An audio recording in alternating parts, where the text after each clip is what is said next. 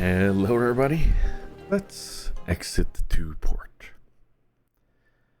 It is currently the 26th of November, 1338 Central European Time. Because I do believe we have actually passed summertime. I'm not sure we did that last time. We probably did. I don't know.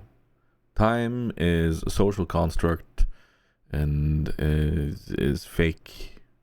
Just like the mustache of Bobby Flawless.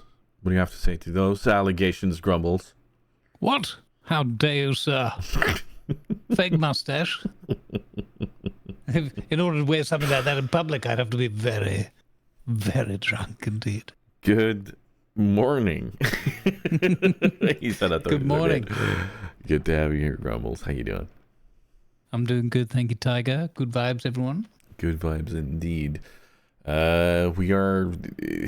We had planned on doing this a week earlier, but things got crazy. There was suddenly a lot happening, yeah, it just kind of ran away from us. So, first and foremost, I'm sorry to the patrons for getting this a bit later than normal. I will still make sure that you get it a couple of days earlier than, these free moochers that I know. I'm sorry. I try to be a bit harsher. I'm not able to. This is the sassy episode. Kind of, maybe. Well, we still haven't decided on the title, so that is still TBD in my notes.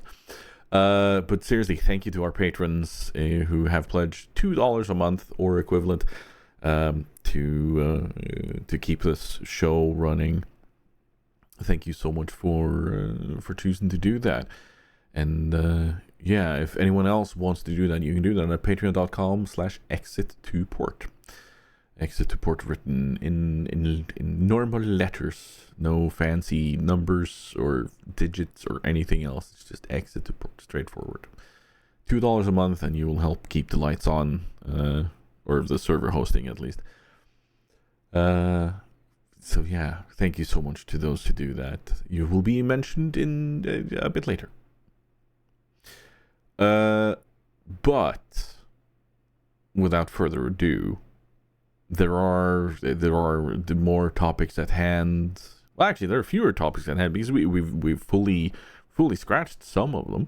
And for those of you watching on YouTube, which again I will keep on telling you, why are you watching a podcast? Don't make it weird.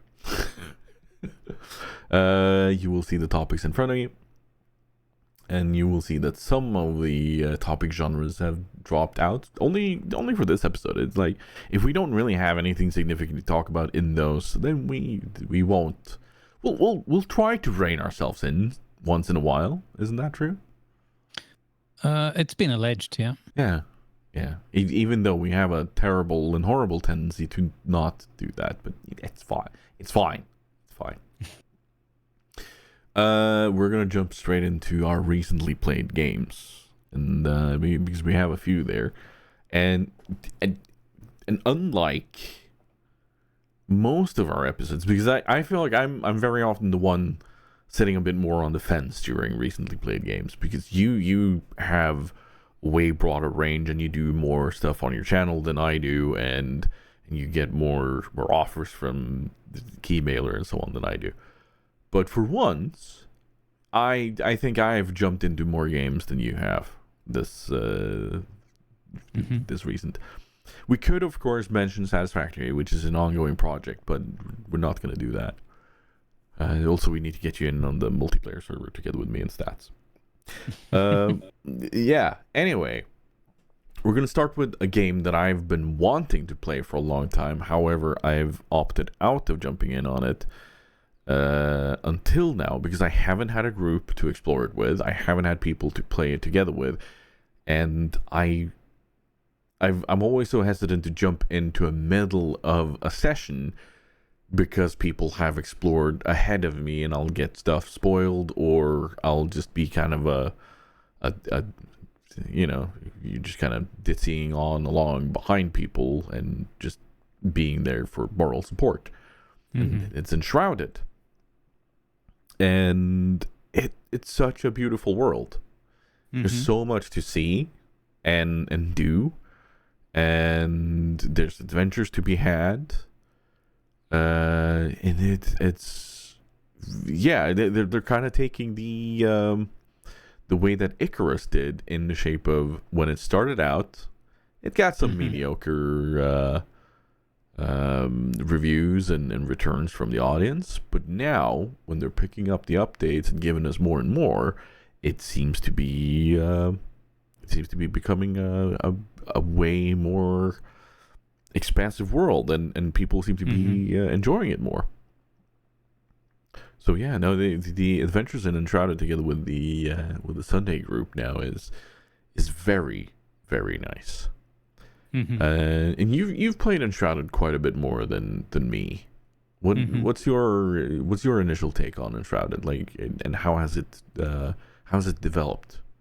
Yeah, so I fully concur with you about wanting to wait and do it at like a slower pace, or at least the same pace that that a group are playing in. I've played it with a couple of times, but mainly one time where it was like the rush ahead group.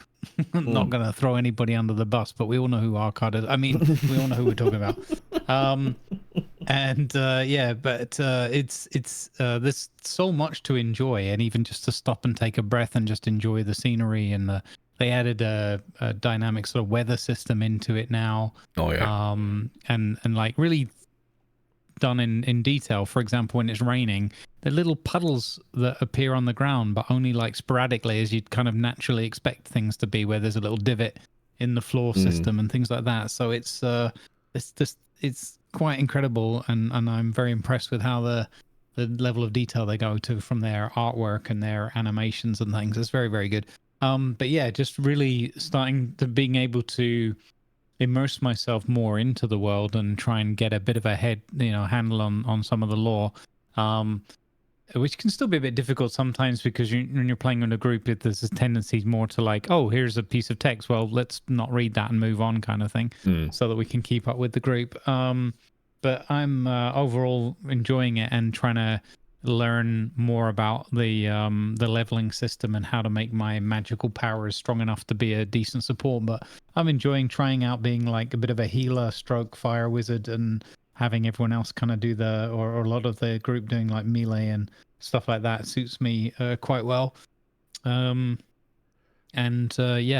forward to getting a chance. We haven't really seen much of the new biomes and that yet, because we're going very slowly, but that's kind of a good thing as well. We don't want to rush forward into areas where we just can't handle. So yeah, there's so much more that's been added to the game, and I'm coming from a position of I've only really seen a bit of the mid game, really, not the very end game. So still plenty to discover. And I think the key thing is it's a game that's you can totally play it solo on your own, and I mean that genuinely. You can have like a lot of fun and just enjoy the art and the lore, and maybe going at the slower pace on your own, it'd be easier to get a little bit more into the story or get more out of it. But playing it in a group where everybody's kind of similarly minded and approaching it in a kind of similar pace, and that it's a way better experience, or a great experience for me this time around. I'm glad that we did the kind of the restart again to get you in on it, because I wanted to get you in on it anyway, and it was nice just to be able to kind of reset and say, oh, okay, we've done the quick refresher. Now we all remember kind of what buttons to press and how it generally works. Now we can start enjoying the story more and the artwork. So yeah, big thumbs up for it. Yeah, no, it's very much enjoyable to kind of jump into it and not be like, even in the tower puzzles, even if you guys have already seen some of them, I don't feel like I'm just there as emotional baggage, I feel like I'm able to explore and get an understanding of, oh, this is how they work, and push there, and look for these things, and it's really nice. It's also one of those. It's a game where I feel it's natural to have a group, even though it might fully work well in solo. It's one of those where I get this, the classical. You have the DPS, you have the healer, you have the tank roles, and they do their thing because of the way that the skill tree is set up, and I think that's really cool.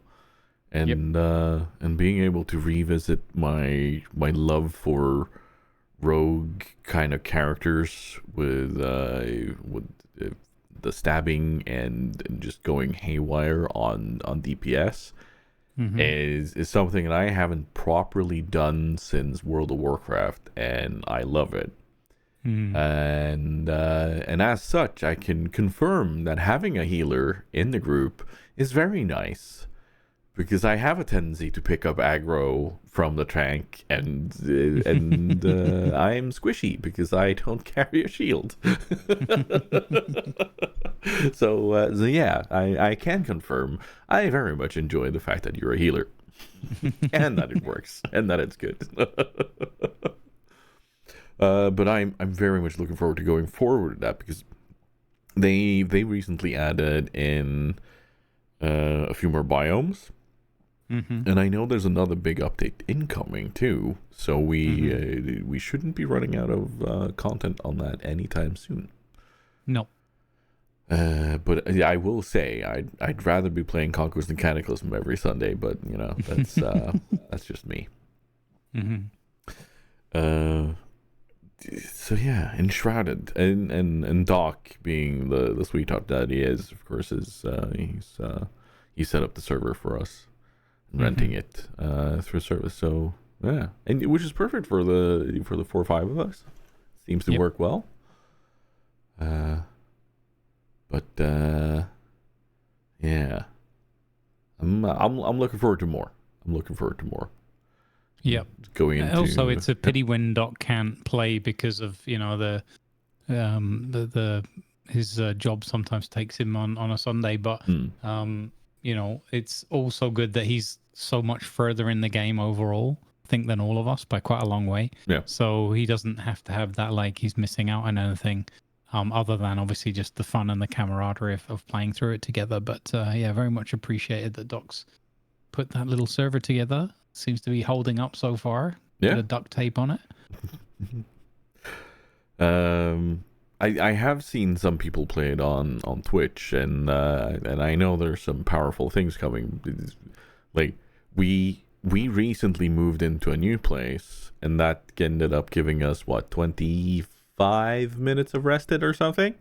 Yeah, something like that, or 28 or whatever it was. Yeah. But I've recently seen someone that had over an hour rested. I was like, what? Wow.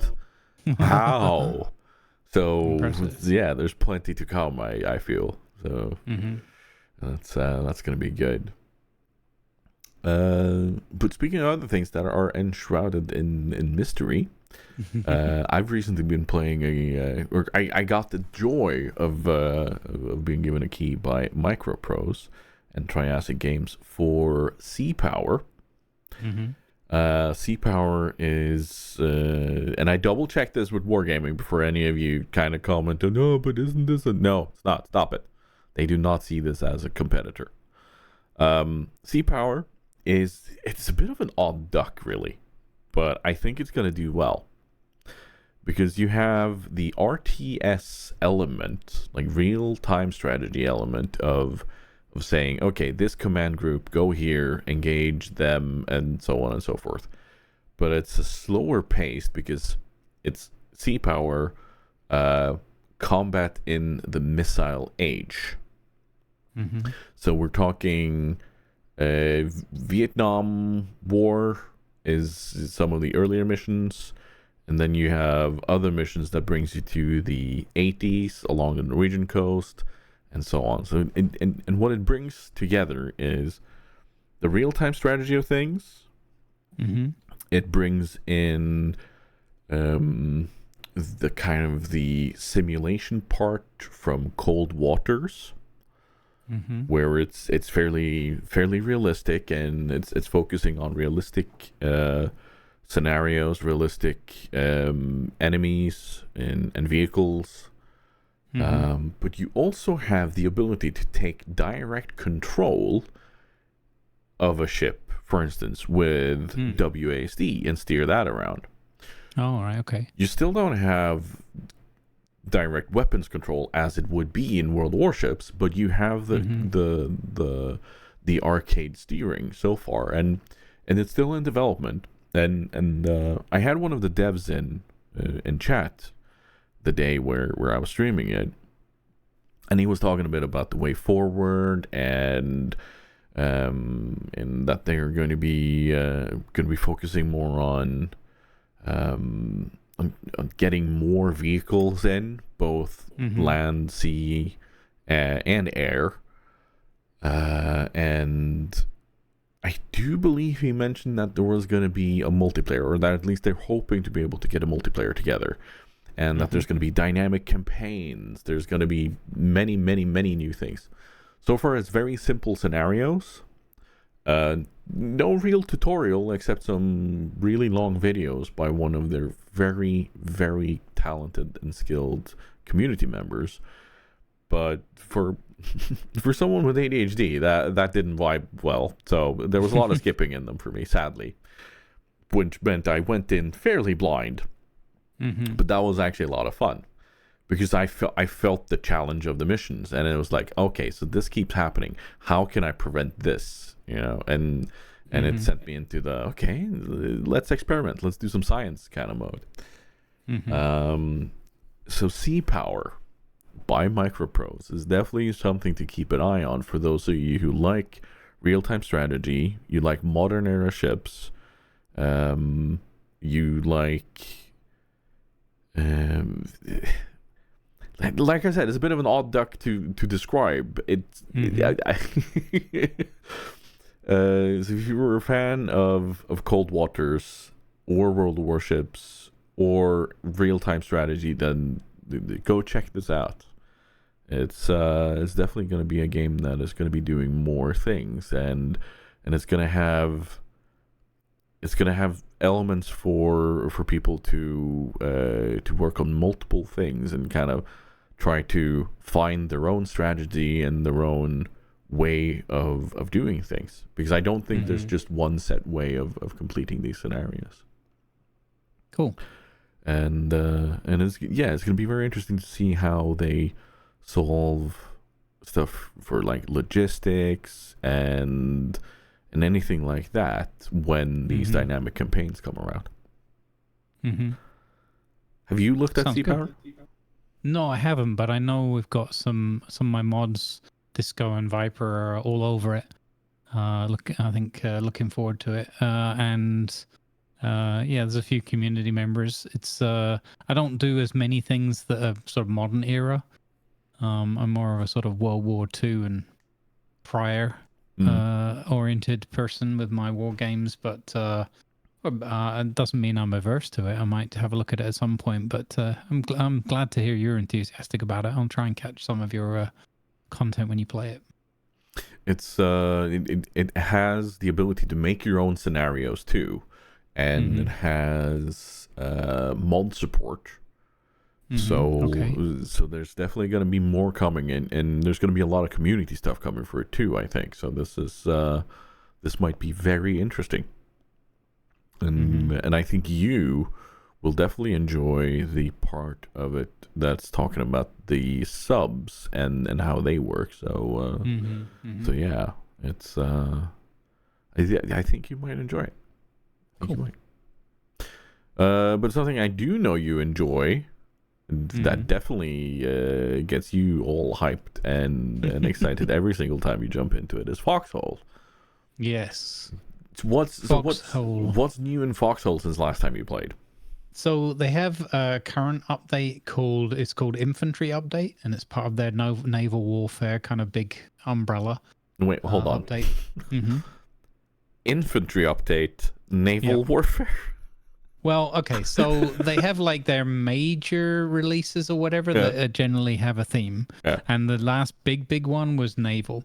And Right. then they have like these sort of sub-content changes where there's like adaptations, maybe a few little new pieces here and there, but it's more like adjustments and balancing and stuff like that. So for this one, they've added some stuff that I don't believe was there before, but I could be wrong because I've not played a lot of Foxhole, but the times I have played it, it's a it literally is a foxhole rabbit hole that I go down and disappear for a few days, a couple of weeks here and there.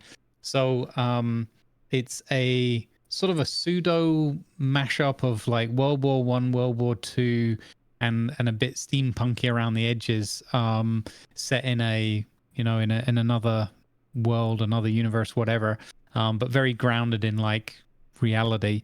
And it's just a massively multiplayer online game that involves logistics, frontline fighting, and sort of everything in between, medical gameplay, all the roles you would expect to find from soldiers and participants in the war effort. Backline factories making and producing lots of things, and people picking those up and dropping them off at seaports and things, which I seem to spend a lot of time doing. And then like the middle and frontline logistics of running like supplies and medical kits and whatever to the front, so that people, like, literally you have this thing called soldier supplies, which is a shirt. So it just gets called a shirt. It's a shirt icon. And you make those, and those equate to one of those is a spawn in. So if you die, you respawn in. So you consume those whenever you spawn in somewhere, and therefore they become like really crucial, because you can imagine a base and a bunker where there's hard fighting going on, people kind of dying left, right, and center. Imagine the point where there's no more of those soldier supplies, those shirts left at a base, where you say you've got 50 enemy pushing in and 50 of your players, and this heavy fighting. If your players are dropping occasionally, as will happen, with artillery shells raining in and flamethrowers going off and all sorts, and then you run out of those soldier supplies, those shirts, that's it. You're going to get overrun, right? If there's suddenly your team has got 20 players and they've still got 50, whatever, because they've got a better supply route. So logistics plays a huge role in the game. And it's basically like the most social and cooperative sort of collaboration game on this scale that I know of. I don't know of any other, like, there's other big MMOs and maybe things with more players and whatever, but in terms of like, if everybody pulls together overall, you win. If everybody doesn't, if there's too much chaos and scrabbling around and infighting or whatever, then you suffer. So and you're talking about a whole war effort that can go on over several weeks. It takes like several days progressively to unlock the technology. It then takes days to produce, like many hours to produce lots of things in factories, and then they've got to be stored. They've got to be packed up in containers, shipped down to like nearer, in the midline or nearer the front line, unpacked, then put into smaller vehicles and delivered in smaller batches. And so just the logistics part of it is like immense in this game. It's phenomenal, really. So I'm just really enjoying it, because kind of whatever you choose to do, you're like, I'm going to go to a frontline soldier, I'm going to grab a grenade and I'm going to rush that tank and hopefully it'll work, and then you get splattered and try again. And you can do that like hundreds of times over until you can't no more, can't take it anymore. Or you can sit at the back like making diesel and petrol and running around refueling the mines that are bringing up salvage, which is used to then create items and things like that. So there's lots of layers of depth to it, and there's lots of you can learn and become more efficient at it.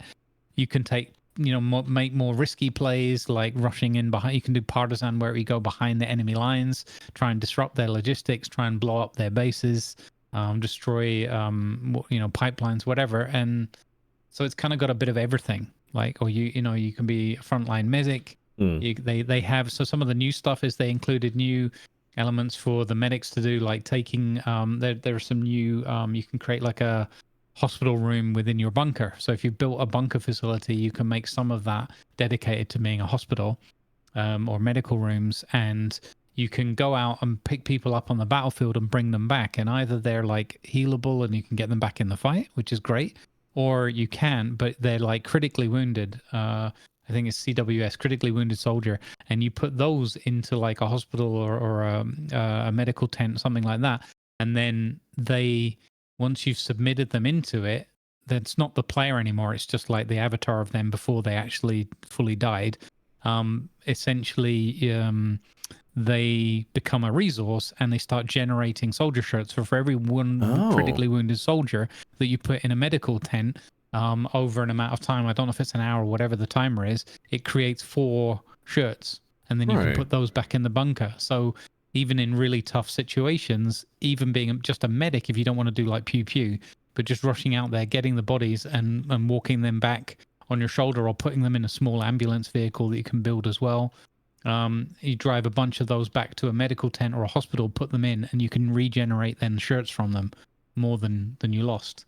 So there's just ways of tipping the balance in your favor or not, depending on who's playing what roles and things.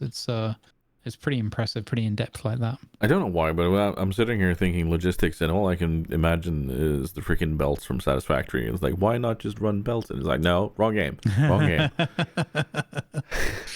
Yeah, I mean, so there's even train lines, right? You can set up so there's these little mini small gauge trains for local, like transporting coal from a coal mine into a processing plant or something like that, or a fuel plant. But there's also like wide gauge trains, and another new feature is the wide gauge trains. You can build them up for battle. You can use them just for logistics, just for moving people and supplies around. But you can also, now there's a hospital carriage, and that then can be deployed and put down near the front or wherever your train line runs to, and people can run them back, and it functions as a fully working hospital, but it's just on the train, so you can move. If things start getting too hairy, they pack up the train, pack up the carriage, and you get the heck out of Dodge again. So just really, really neat stuff. And then there's, you know, artillery and all the rest of it.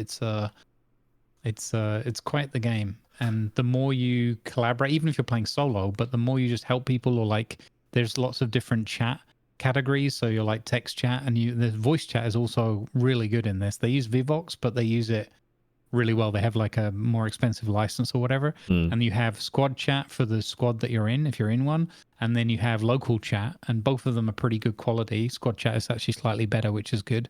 And yeah, the camaraderie and everything that you end up building up is amazing. And then occasionally you get a bit of like impromptu role play, kind of, because people are just performing. You know, if you're a medic, you're a medic, so you're saying medical things, you're using that jargon, you're helping people off the battlefield and stuff like that, or whatever's going on. And just this morning I ran logistics down to a front and was helping a group, and they had a nice ship that they just built, one of the new ships that came in the naval update. They have like, it's kind of like a destroyer. It's a frigate. They call it a frigate in this game, but looks like a little destroyer with like lots of little guns and some bigger mortars and things on it. And I was like, oh, wow, that's cool. I've never seen the ship before and everything. And because I was talking to them, one of the guys' in-game name was Brad Pitt in Fury. And there's another guy I'd seen a week or so ago that was called Shia LaBeouf in Fury. So I just said in local voice chat, in Ivan's voice, I was like, oh, man, I really hope that Brad Pitt in Fury is in the same regiment as Shia LaBeouf in Fury. And the whole team of them, they were like 5, 6, or 7 of them, and they started like laughing and talking back, because they were like, one of them was like, oh my god, he understands the lore, he gets it. and then they invited me, they started giving me commends, so you get like compliments or reports kind of thing in the system in this, and they started giving me commendations just because we were having fun together. And then they invited me onto their ship, and I'd never been on this vehicle before, and it's like quite difficult to build, very resource intensive, time intensive, that kind of thing, as you'd expect, because it's a powerful vehicle. And it takes about like 7 or 8 of them to operate it fully. And they took me on board and gave me like the tour of the ship, and they were talking smack amongst each other, like, this is where the guy plots our course at the map table and everything. So, and I was like, oh, does he make proper maps to help guide you, or it just looks like a really bad Disney drawings? And they were like, yeah, unfortunately, it's more like the bad Disney drawings. Just having a laugh amongst each other. And then they let me fire the gun. Ooh. And I said, well, I don't know where I'm firing. I'm near the factory. I don't want, knowing my luck, I'll hit the production factory. And they're like, don't worry, just trust us. We'll give you the coordinates. And they had me fire like 100 meters from the ship towards the town. So I don't know what we hit, but they gave very specific directions. So I think it might be where they had a facility, or they had some friends working, and they got me to fire an artillery shell into the town near one of their buddies. So I was like, okay, I better be going now. Bye. It's So yeah, it's starting to sound a whole lot like Hell Let Loose, only less intense, but yeah, at the same time yeah. more intense, if that makes sense.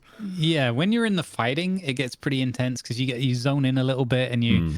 you kind of get into that hell let loose kind of mode and way of thinking and that. And you're, depending on how seriously people are taking it, when I'm down there, I'm usually just doing badly or calling out for medics or trying to help people off the field and stuff like Yeah. that. But people, they get into it, but they don't get super sweaty, at least not on this server. There is another server that's the primary one where I think is a bit more like ginormous clans and people trying to play the game properly and stuff like that. But this one is more like a bunch of random people that have just kind of clubbed together and said, well, let's give this a go and see what happens. So it's quite chaotic, but it's very fun.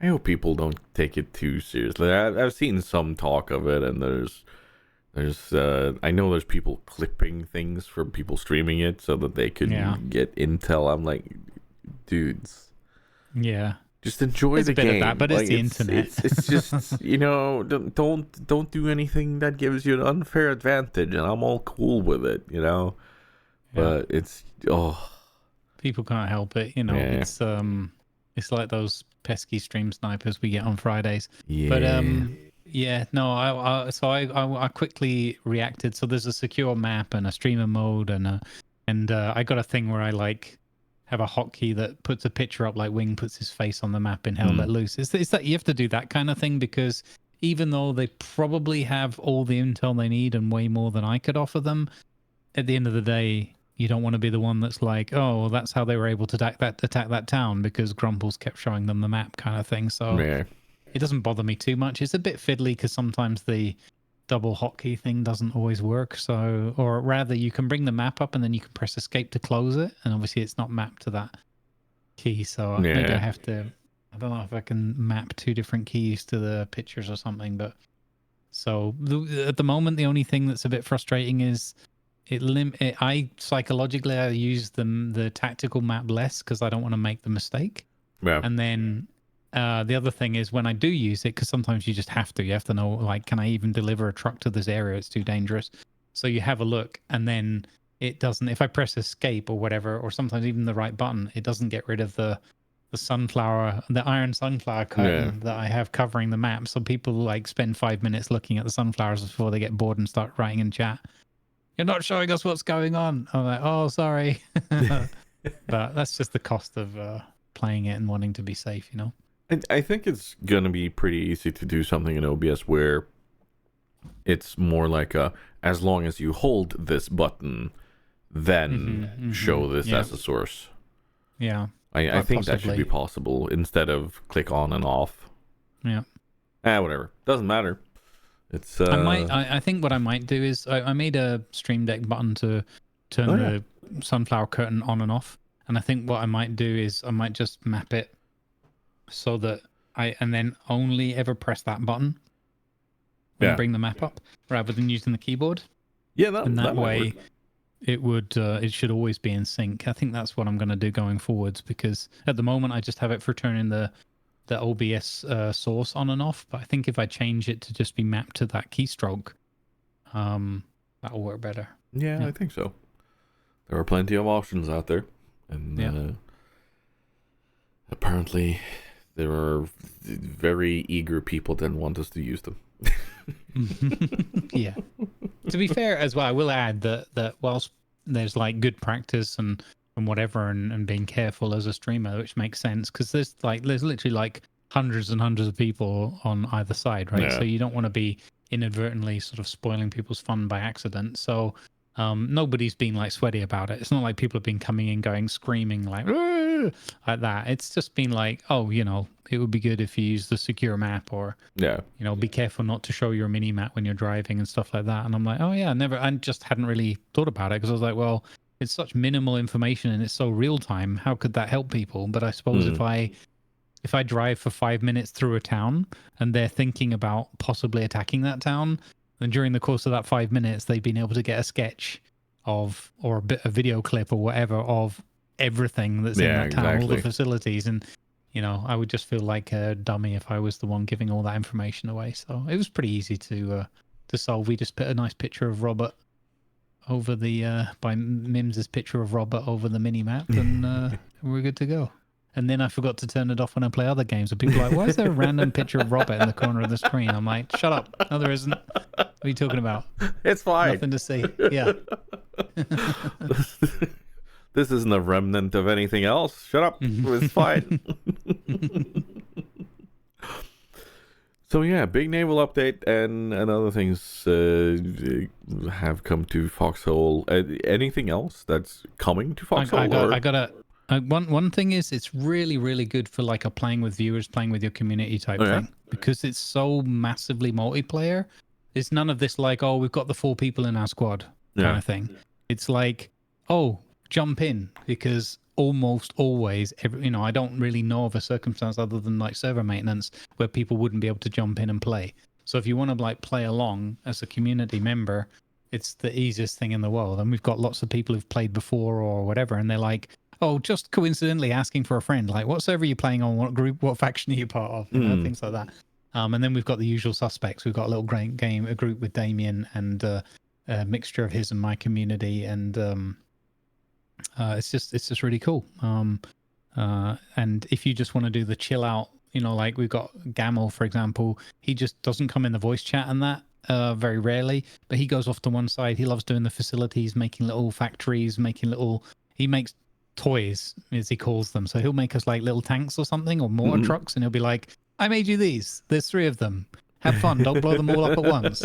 And then we just drive them all off and get them blown up within 10 minutes, sort of thing. So you can, you don't have to do like the intense stuff if you don't want to. You don't have to do the boring driving bit if that's not what you're into, or whatever. So there's really a lot of different things you can do. And Silver, for example, was like, oh, I'm just going to help these guys. I'm going to learn how to do the refueling of the mines and how to make the petrol and that. And he's just disappeared down that rabbit hole, just making fuel and refueling everything, and just being a massive help, because it's all behind the scenes. But if the mines and everything aren't running, you run out of raw resources. Raw resources, there's nothing to do logistics with, and everyone at the front line dies. Yeah. So it's massively, massively helpful and appreciated, and you get a lot of commendations for doing it. And one last thing, because I know we talked a lot about Foxhole now, but next summer of 2025, there's nothing more precise than that. There is a trailer for it on YouTube. They have their next really big update, and it's called Airborne. And they're bringing in, for the first time ever, planes. There'll be like bombers, there'll be like little fighters, and there's going to be parachuting, airborne troopers dropping out of planes and stuff.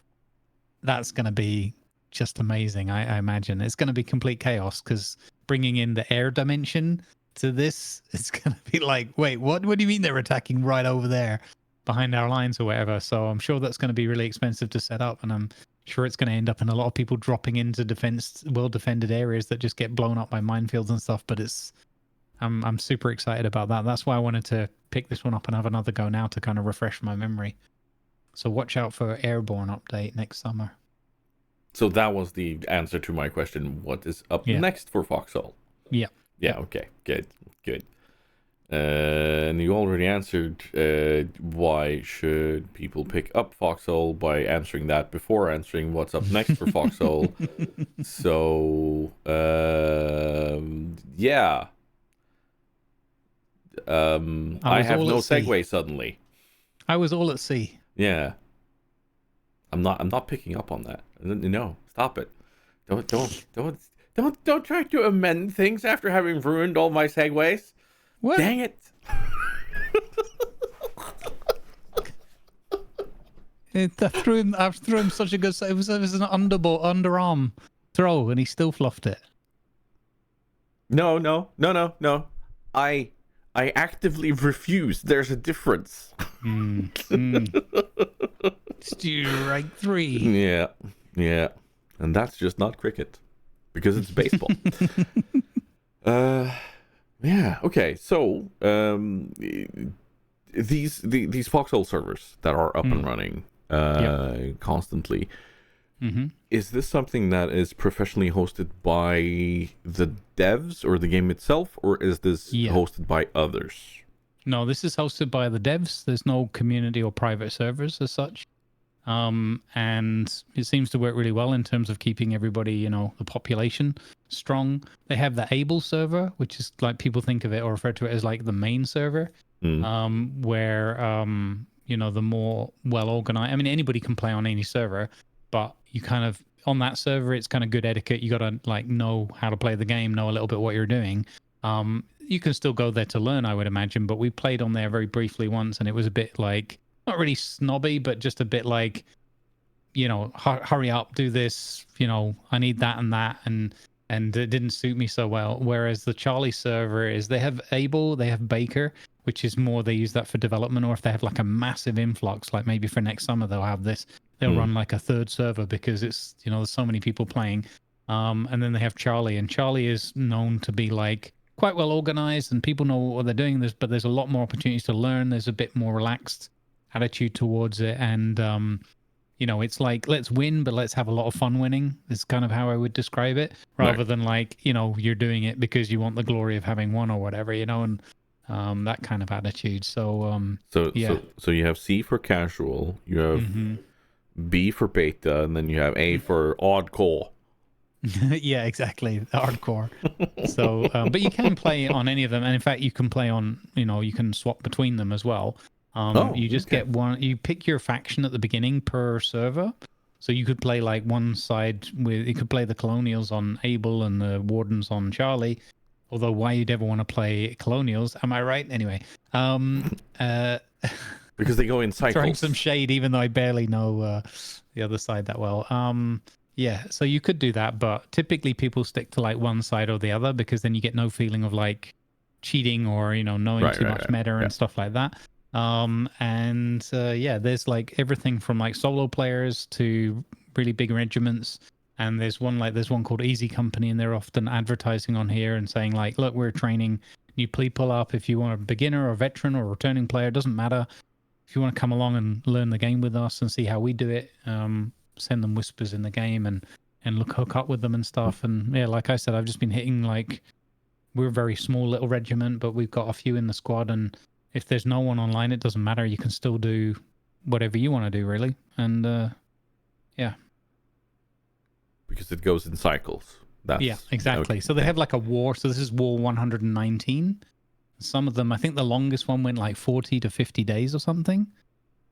And then others will go quite a fair bit shorter than that. But the average is probably like a month or something, I would say. And how long between kind of each startup? Like after war has concluded, how long before the next one starts up? So I'm not 100% sure on that, but I don't think it's a long period of time. Like 118 didn't end like that long before 119. Probably if there was a delay, it might have been waiting for the update to drop and be delivered to the servers. But then they often have either dev servers available that people can go and play and test out new ideas, or there's also a period at the end of the war. I can't remember, there's an official term for it, but I can't remember what it is. But basically the war's over, one side won or whatever, and then everybody's just on the server together and you can just jump on and just muck about. And typically what happens is people congregate, they call out certain areas and they're like, let everybody meet here, like in the middle of the map. And then you just have like big fist fights and stuff like that. And it's just pretty funny. And that's like the time when cool. Everybody really cool. You can just waste resources. You can like practice building bunkers, and because there's like different meta around what makes a bunker stronger and easier to defend and not in different places of the map. So you can be like, oh, the war's over now, so I'll just go to this corner over here and practice building a base and see how that works and how I'd have to maintain it and things like that. So it's cool.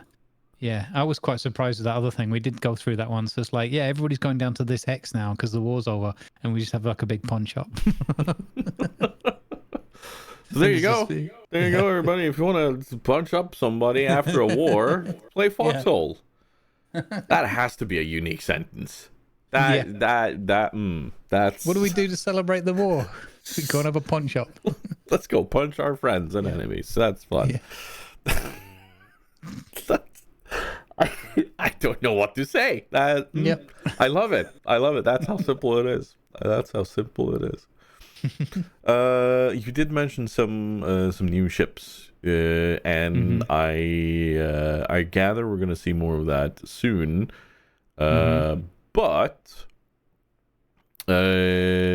speaking of ships that we should be playing, Ships at Sea Ooh. has recently dropped its 075, which was the big multiplayer update, where they introduce a working company.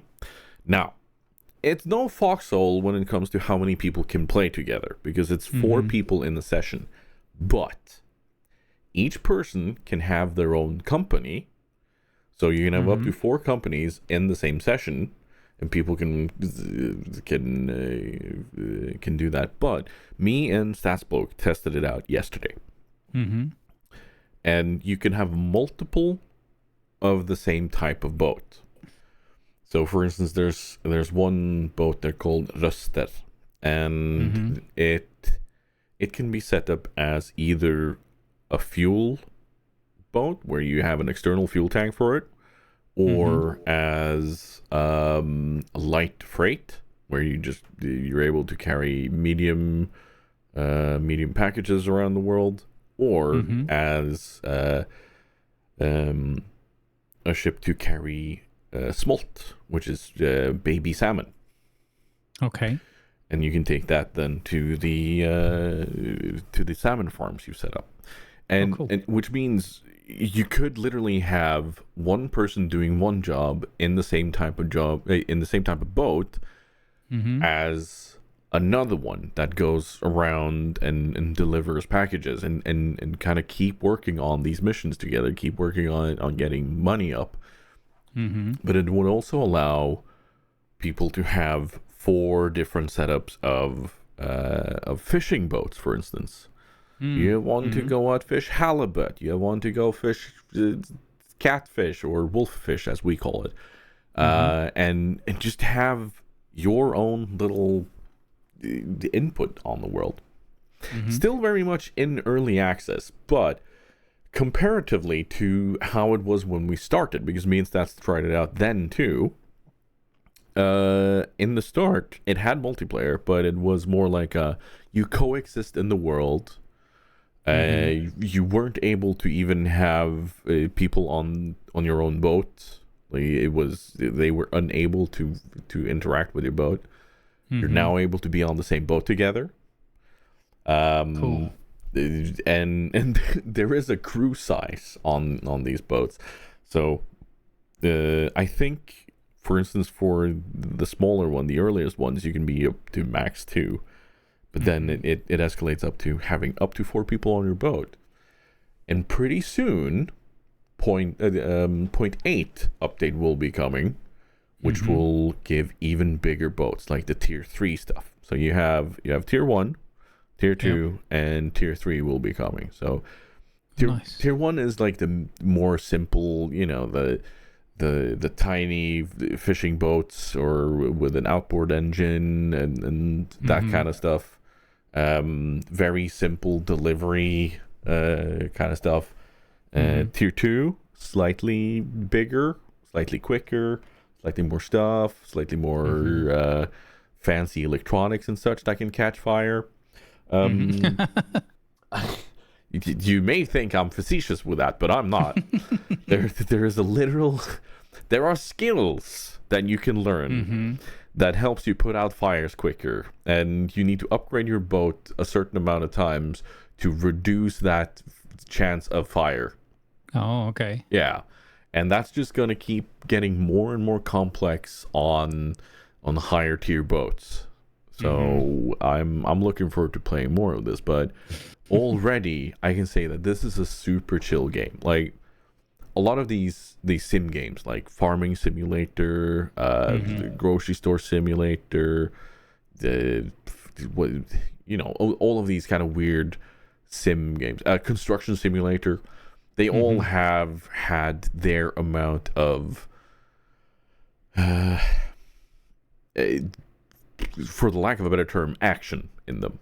Like they've had a lot of stuff going on, but it's been different. But Ships at Sea, it's very chill. You have a lot of time as you're sailing out to where you left your fishing line. You have a lot of time to converse, and I love that. And you get to hang out with your community, but you also get to hang out with people and just kind of, do your thing, which is something I've been looking forward to. That's cool. Here's the thing that I'm afraid of telling you, because it was actually was a topic several times in chat yesterday. Like the people, because you can buy a hand jig and you can stand on the docks and fish from the docks. And people were like, this is how you get Grumbles into the game, but this is also how you never get him to leave the docks.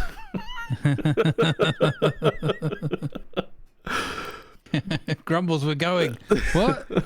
One more fish, just one more. Someone even said, oh, this is how you always get more money. You just leave Grumbles on the docks and you can just fish and fish and fish and fish and fish. But me and Stats were talking a bit yesterday about how it would be really cool to have in-game voice. And have proximity, but have the ability to kind of talk on radio and coordinate a bit, because that would add that tiny element of light role play and doing your thing. And speaking of which, Grocery Store Simulator added proximity chat. Oh, nice. I'm not sure why, but they did. But I think that could be cool to test out once. Anyway, Ships at Sea. Wonderful little game. And I think, like, I'm not sure. Let me actually go into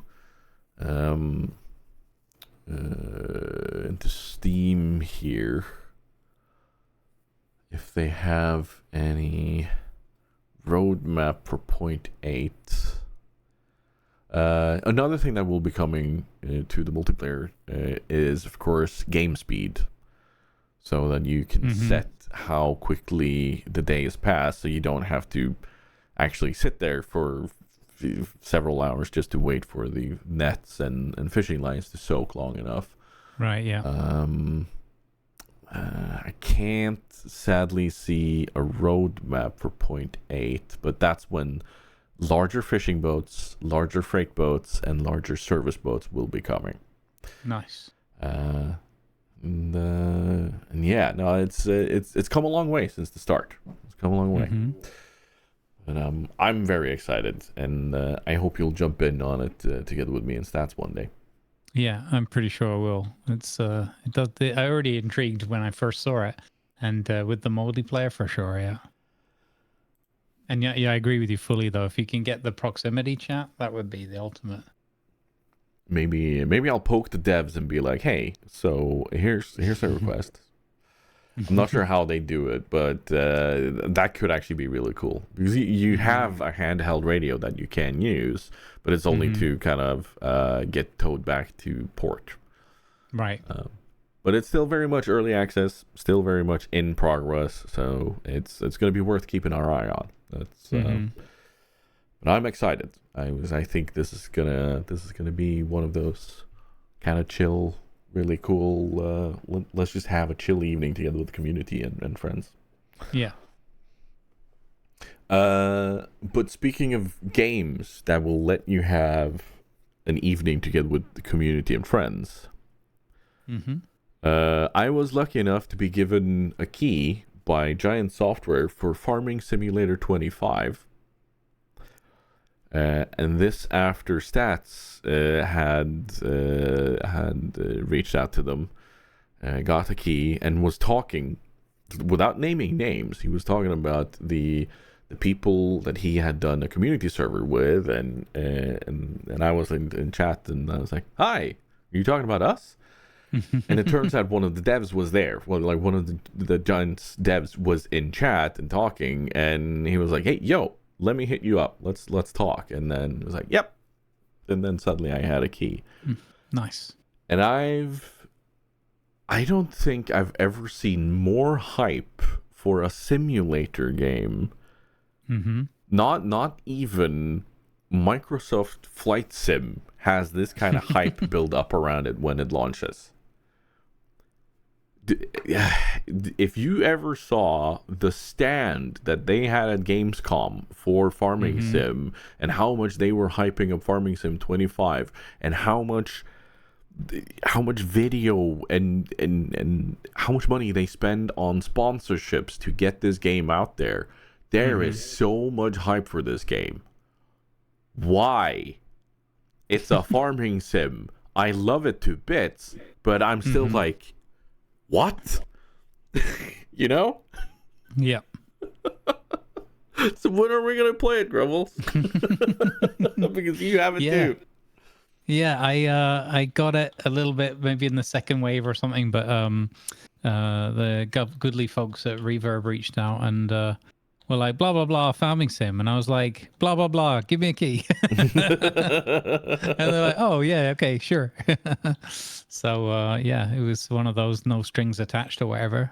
And I was like, yeah, thanks very much. So I'm excited because I was a little bit like, damn it, everybody's getting this farming sim one, and so the story of farming sim for me is FS19. I was like forever thinking, I'd really like to play that. Yeah. And then it finally, I think it went free on Epic or something, or whether, and that might have been the 22 version or whatever. But for some reason, everybody started switching over to 22, and it was like, I only have 19. Oh well, I guess I'll just shelve that one for a bit then.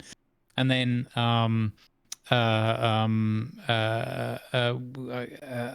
lost my train of thought. Then 22 was the thing for a while, and I was like, when am I going to have a window on my schedule or whatever? And I didn't have access to the game and all the rest of it. And then that one came up, and I got access to it, and I was like, "Hey, I can finally play this!" And then just as that I got access to it, it was like FS25 is coming in like a couple of months or so, and I was like, you know what? I guess I'll just wait then. And then you started playing a community server with 22, I think. And I was like, oh, okay, now's maybe my chance to dip in. But like 25 is just around the corner. And then, okay, and now here we are. So this is the first time I've had access to it right at, at its launch.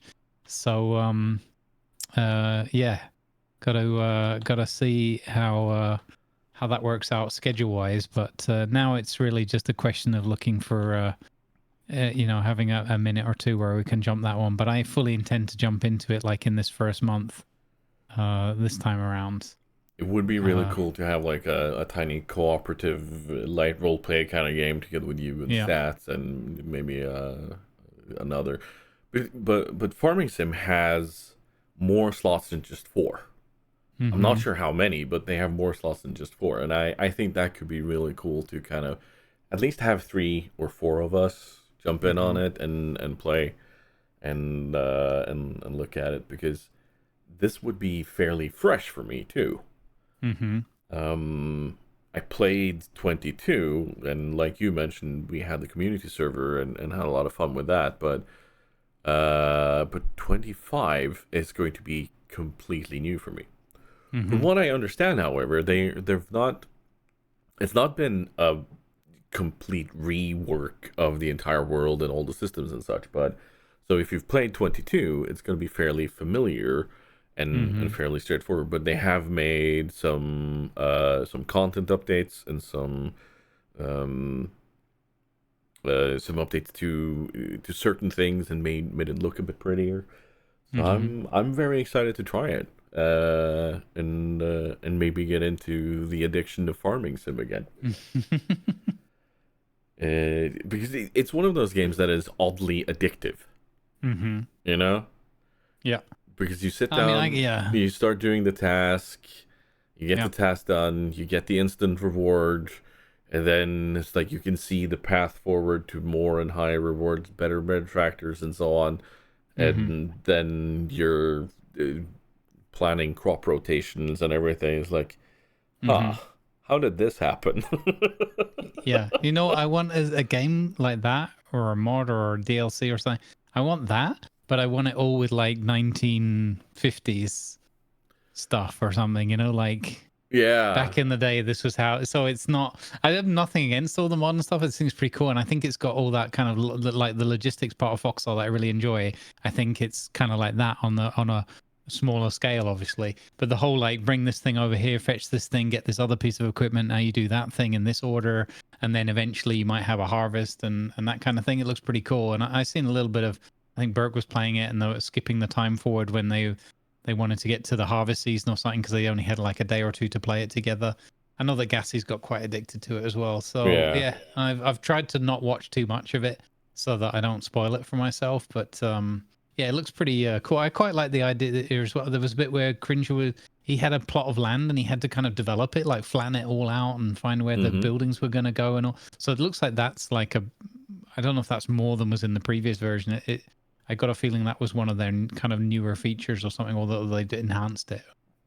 So it's always been a part of the game to kind of set up your farm, get buildings, and so on. But I think they've polished that out more and made it a slightly more prominent part of it, so that you don't just go and say, "Oh, I need to buy this building." Plonk, building bought. You know? Okay. Yeah.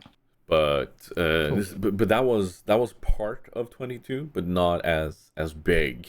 But, But I think that's going to play more of a part in single player rather than in multiplayer. Right.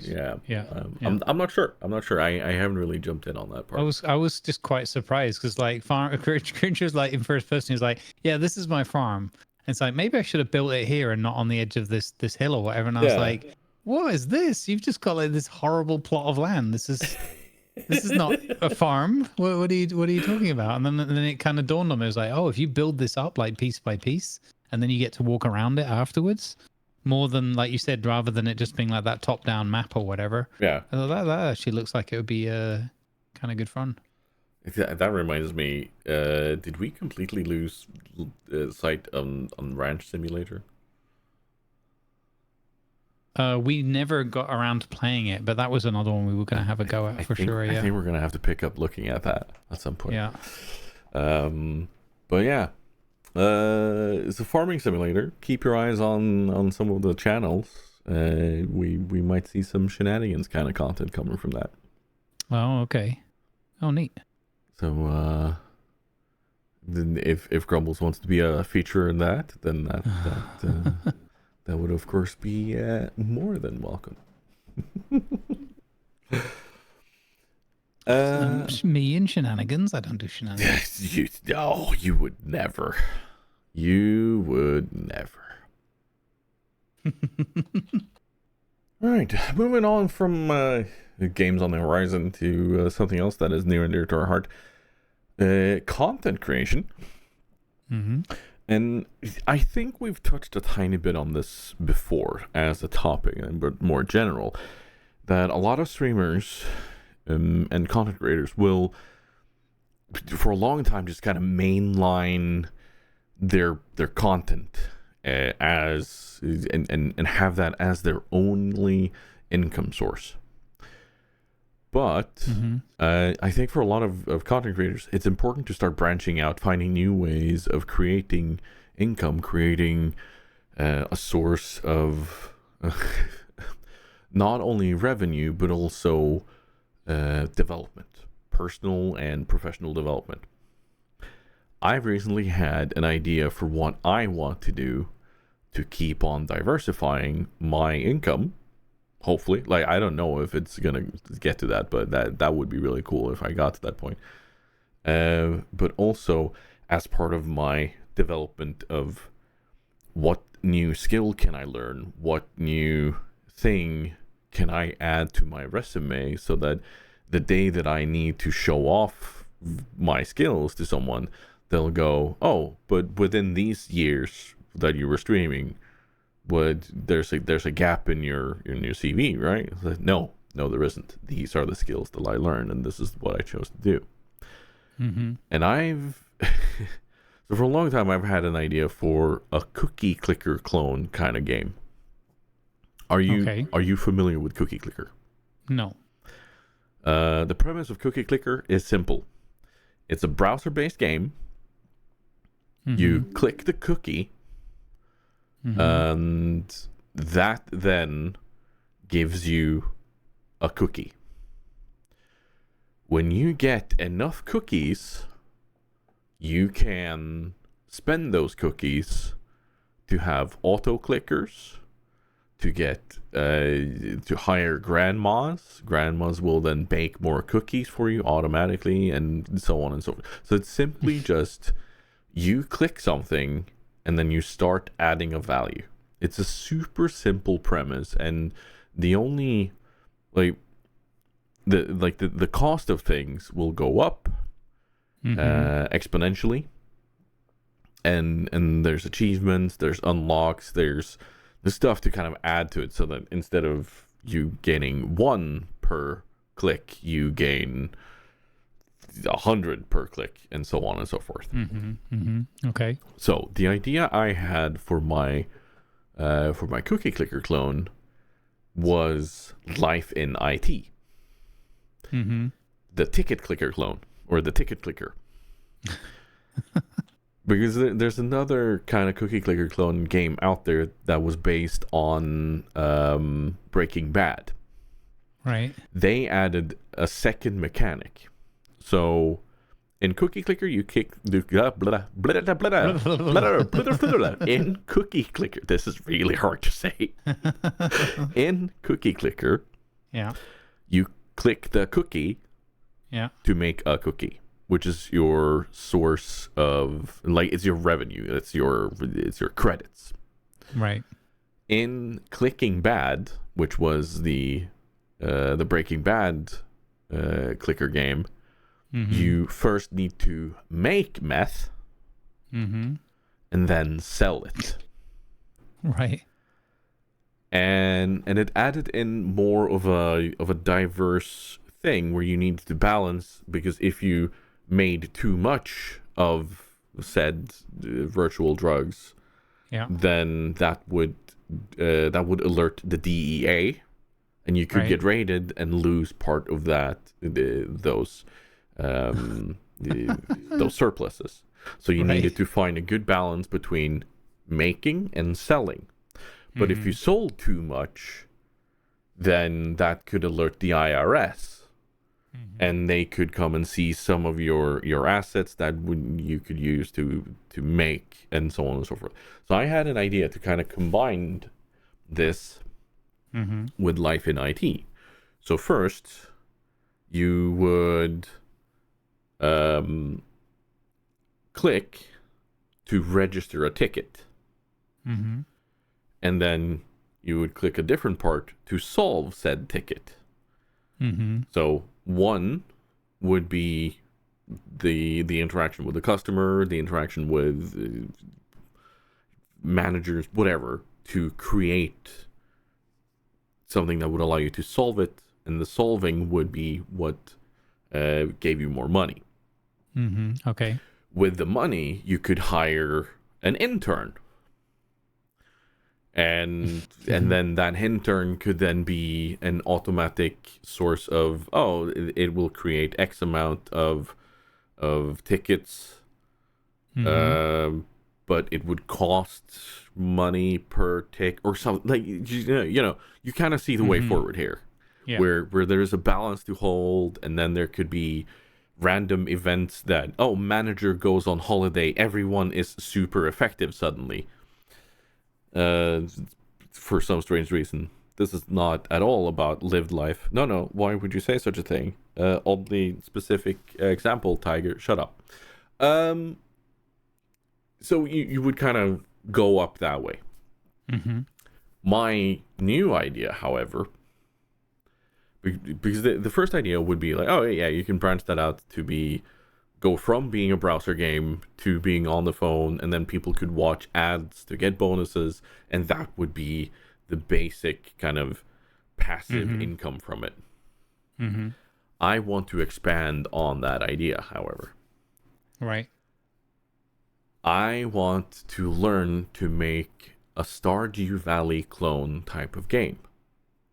Oh, okay. Where you take elements from game develop simulator. I'm not sure if you've seen that. Is that the one where you have like an office building somewhere and you're in a town and it's got like a bit of a paperboy kind of a look to it or something? Yeah, right. You're in an office, and then you kind of say, I want to make a game using this technology, and it's going to be these themes, and then you can do research and stuff. Yeah. So I wanted to do something along those lines, but also add in the there is a town, there is like there's things that you can walk around and interact with, so that you have a character, you have something that you do, so that it's kind of a way forward. And I kind of want to make this because I have this weird feeling that with my knowledge and experience from the IT world, I could make something that is very relatable to people, but in such a way that it's also it's also something that people could get into even if they're not within IT. And and kind of combining these, I think it could really work well.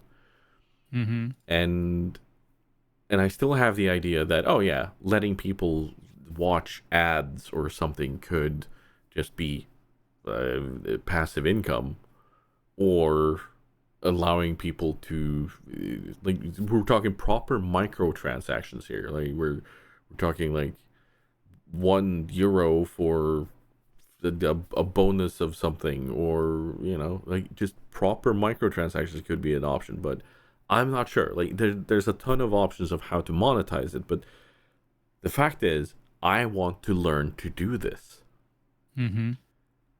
I really want to sit down and learn to make a simple kind of top-down sprite-looking game. Where do I start? It's a good question. I have no clue, but so here's my second question then. If someone offered you a game like this, what would you think? I don't know, because I don't have the references like in my mind. It's a little bit hard to tell, but I think that it definitely is something that's already proven to be popular, with or has its player base, if you will. So there's clearly a market for it.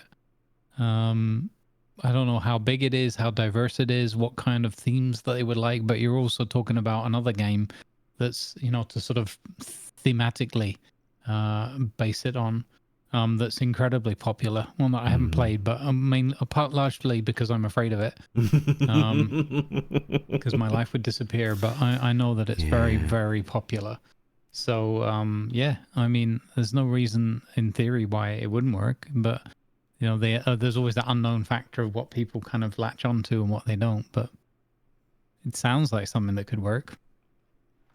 Yeah, I just don't know enough of about it, and these other ones that you've mentioned. I'd have to see them first, I guess. Yeah, it's I don't know why, but the idea kind of slowly grew in my mind from having, like, this has been in my head for so many years now. And when I finally got the idea to start making this into a Stardew Valley kind of game, then I was like, okay, I think I have the premise for something that I really want to work on. Someone who might know would be Jack Lee Fear, because he's done game development and been part of games that have released to Steam as well. So he'd have quite a lot of experience in that area. Could definitely connect you up with Jackie. He might he role plays in us sometimes, playing Jackie, the sort of running, the guy that says "Don't die." When he says, his way of saying goodbye to everyone is "Don't die." Oh dear. Yeah, so it's kind of like his character sort of weirds other people out. It's kind of like the thing that he does, but he's actually just really giving and generous in the game and very knowledgeable. I met him through Eco and TLS Eco and that. So yeah, maybe that's because we'll have contact with him again soon. But I can, I know him already anyway a little bit. But he's definitely got game dev experience. He'd be the kind of person that might at least point you in the right direction. I would love to get in touch with people that have knowledge of game development and such, to kind of know where do I need to start for something like this. Yeah. And I'm an eager student. especially when it comes to passion projects. So, hit me up. We'll work something out. If anyone steals my idea, I'm going to end you somehow. I don't know. I'll make you slap yourself with your own ankles or something. I'm gonna regret mentioning it on my podcast as a free action. No, I don't think there's gonna be too much issue with that, but yeah, I would genuinely be sad if someone ran away with my idea now. I will say that, but I also want to see this as a project out there someday. So maybe manifesting it will help. Who knows? So yeah, that's a bit of the idea of how content, because I see a lot of content creators do that, where they jump on and they make their own game, where they learn how to do game development. Everything from PewDiePie with his mobile games to the actual very large game studios that some of them run out there. And I do believe Venless has his. Yeah, he's doing something. I'm not sure what the details of it, because I never catch his stuff. He's on too late for me. But yeah, they're definitely trying to do something from Dark Side Studios. Yeah, which is really cool. It makes me excited to know that there are passionate content creators and role players out there that are developing something. So that could definitely end up being really cool. Let's not forget Pirate Software, of course, who does a lot of really cool stuff with both his ferrets and the game that he's developing now. So yeah, indeed, diversify your income and skills. Speaking of skills, it's time to know your role. Will I ever change that little jingle? No. Probably not. We're going to talk a bit about storytelling. And how to build the immersive story that grabs both the players and the viewers, and how hard it is to find that balance sometimes.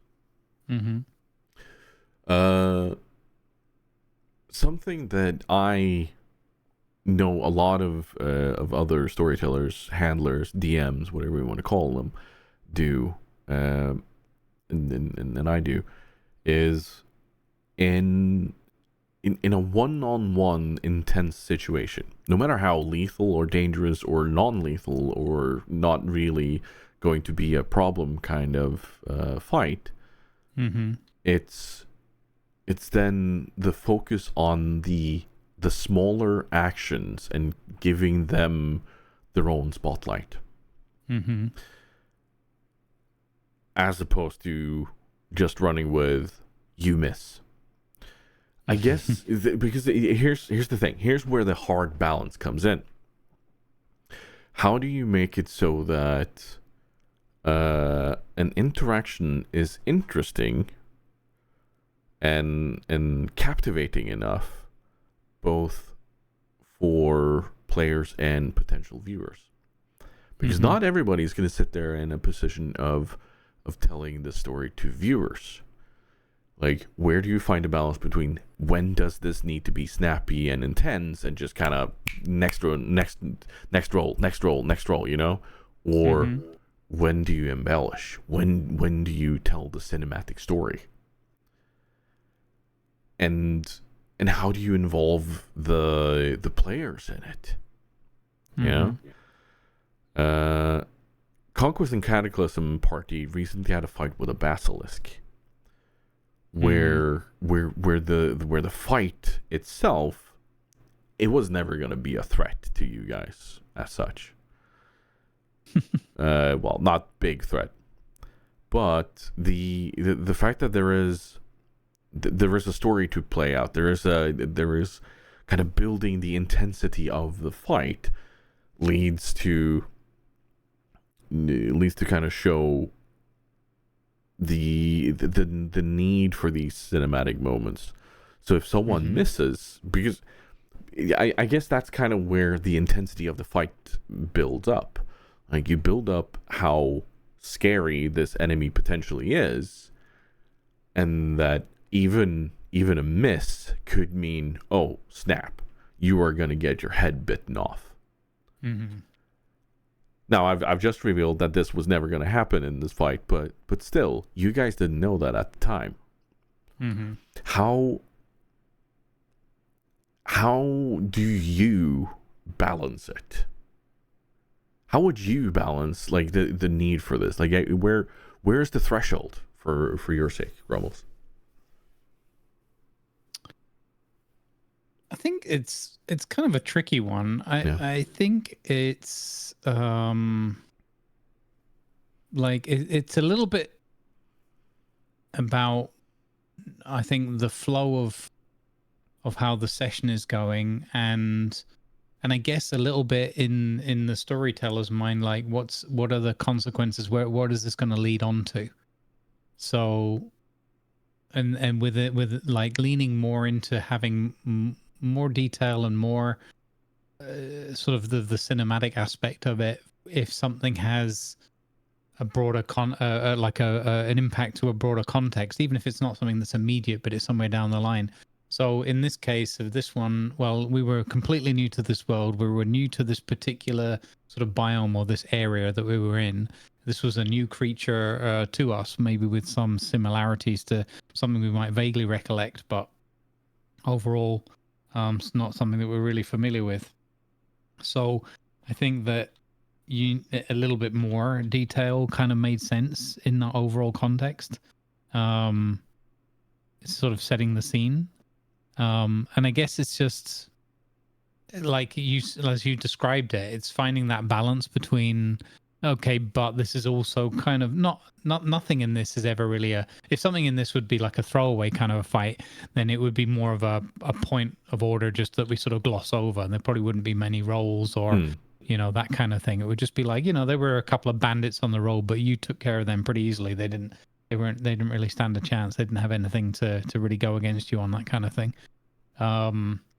So whereas this wasn't one of those, this was something where things could have gone wrong, but it was more setting the scene, setting the tone, and describing, and so that we had this this interaction, which was also triggered by I think one of us, Dunbar, I think fumbling the ball somewhere along the line with the perception and that. So yeah, I mean it's a tricky. I think it's also one of the challenges that we face in our group and doing what we have, where I think any of those encounters or anything that's being described is drawing the audience in.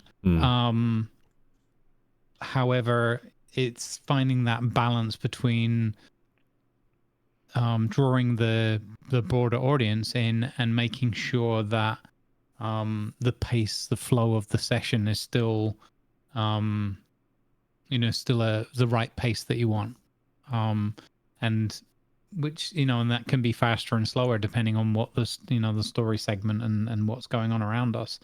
I think that also when you've got a group that's a bunch of sort of creatives and experienced GMs themselves, there's both positive of like everyone having that experience and knowing how important the pacing and keeping the story flowing is, but also the not negative but the challenge of everybody wanting to, it's like, oh, the spotlight's on me for a minute, so I'll throw some stuff out there, either because I want to or because I'm nervous or trying to make something happen or make something funny or make people laugh at something. So you can fall into a bit of a trap of trying too hard as well. So yeah, and and I think that overall it's something just that the group will, for us specifically, we're in like we just had our fourth session or whatever, and there's like a week or two gap in between them all as well, generally on average.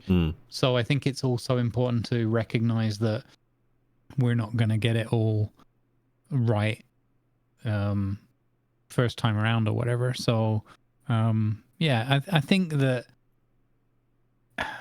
the only way I could really think about like a specific answer would be as I said at the beginning, what are the consequences and what's the benefit from, you know, if you weigh up like less is more or more is more, what is the benefit of a bit more information and detail here and sort of scene setting or whatever and describing versus, because everything that we stop and describe has an impact to the flow. Yeah.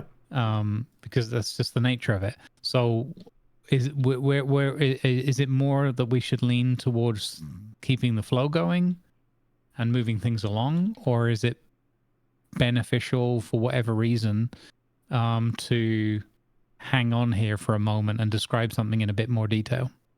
And I think, like, for example, using that fight specifically, foreign environment, completely new plane of existence, foreign environment, new creature that we hadn't come across before, so it made a lot of sense to spend a bit more detail on it, regardless of whatever dice rolls or, you know, what was happening. It was useful to describe it, because even for, you know, to take the specific circumstance of like a missing, for example, on an attack roll or something, yeah, but how does that creature react? Some creatures might have a lot of bluster and bravado, but then you let off a little, you know, illusory firework near them or something, and, you know, they poop themselves and run off.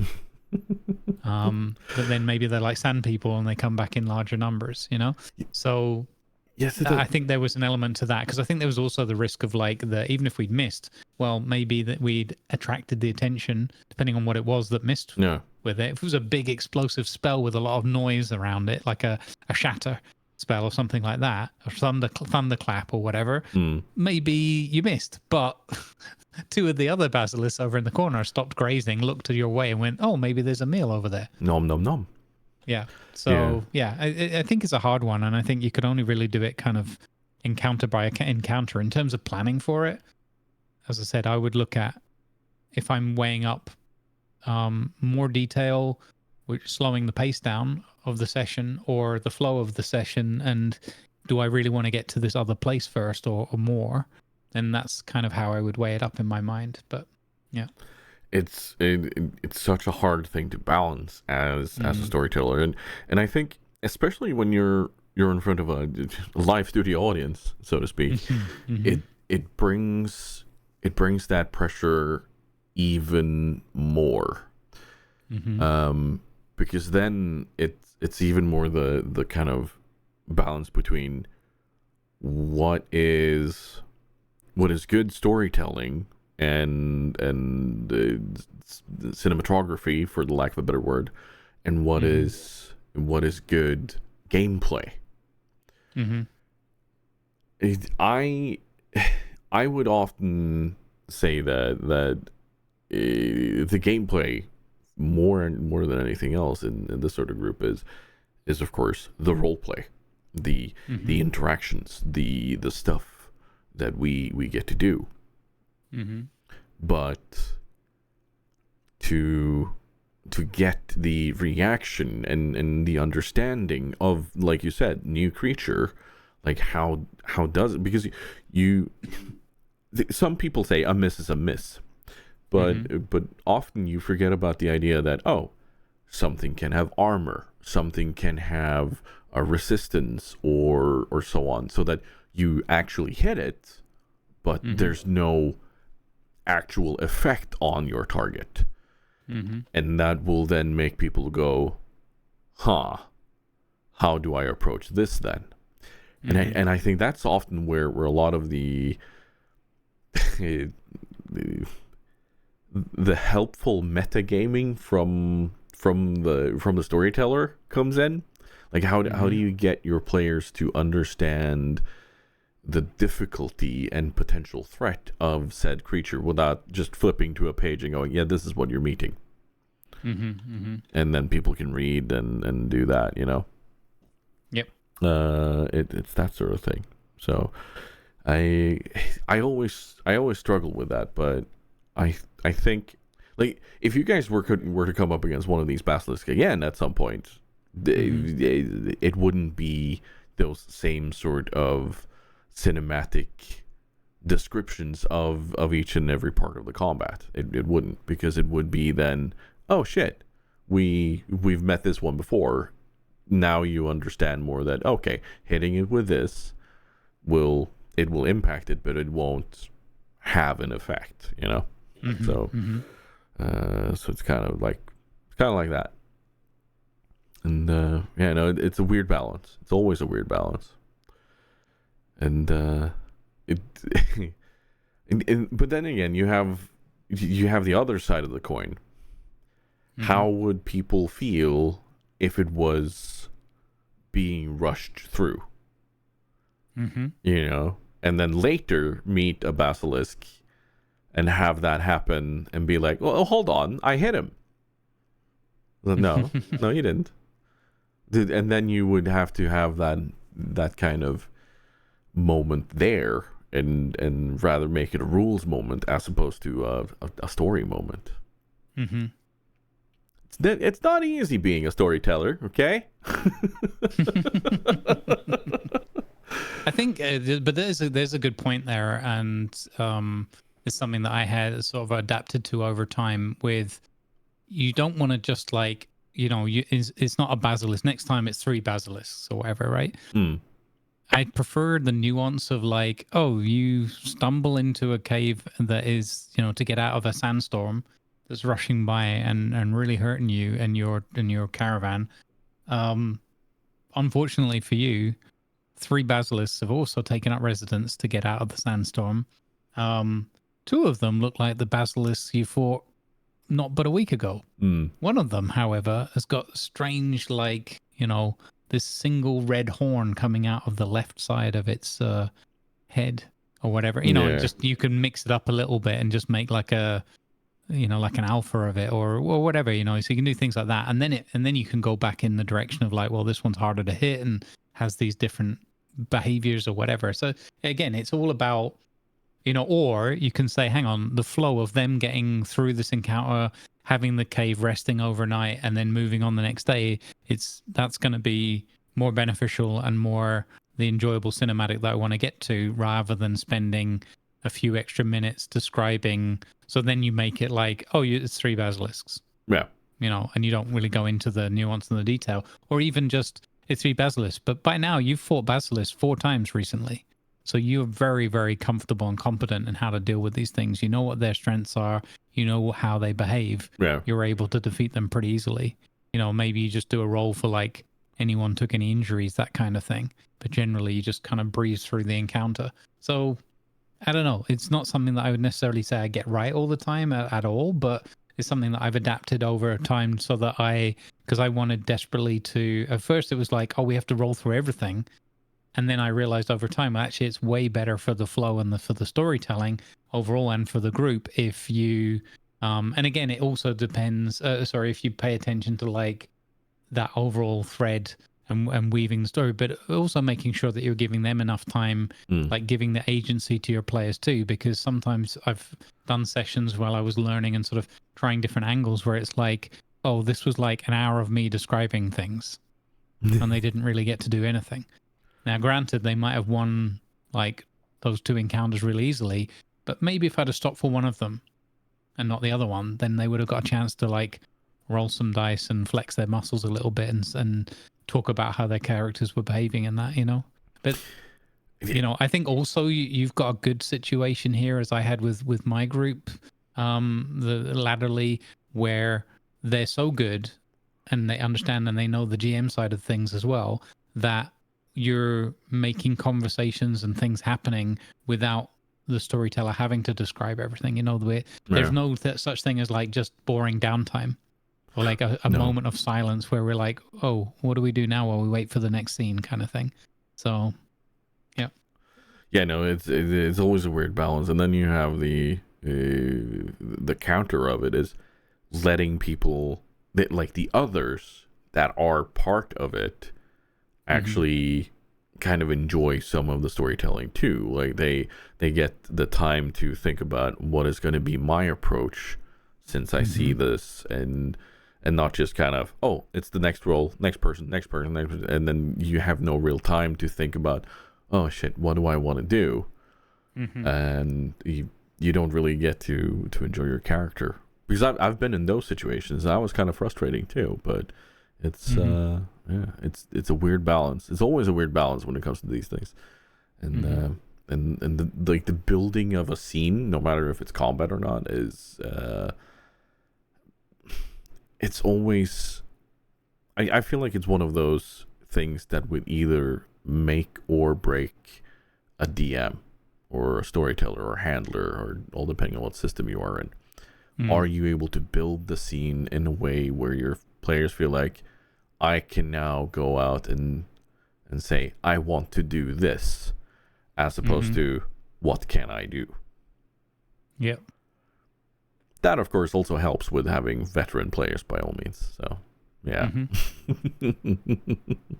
But it is. I mean, I mean, mostly it's a blessing, and occasionally it's a curse, because they're already thinking like 2 steps ahead. So, I think, I guess the other thing is, well, so the main point is you've just got to adapt over time and just sort of observe and see what worked well and what didn't work so well, and change it. I think it's really important to have confidence in your ways and what you're doing, but also, as part of that confidence, the ability to make some adaptations and whatnot if there's a feeling that something doesn't quite work the way you're expecting it to, or just doesn't flow the way, And I think that's the most important thing, is just to have that awareness and pay attention to the flow of the session, and does it feel like everybody is still like fully engaged and whatnot. And that's kind of, again, something that's kind of subtle, but comes with just time of experience. So like,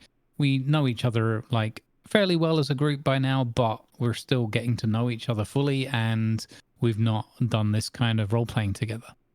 So you've got that on top of all the other stuff, such as the specifics of the campaign and our characters, and what our desires are, and what we're trying to achieve, and how we think things should go versus how they actually go, and then last but not least, of course, how the dice roll. So yeah, it's a complicated thing, but I think that's why it's so rewarding when it works. Definitely.